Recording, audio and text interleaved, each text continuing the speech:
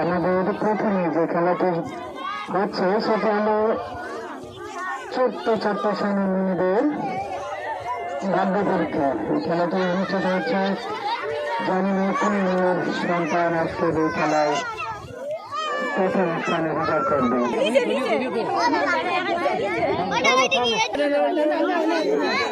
এটা না এটা এটা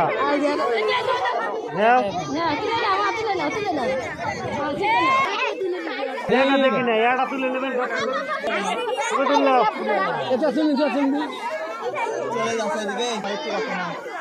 বলা হবে না।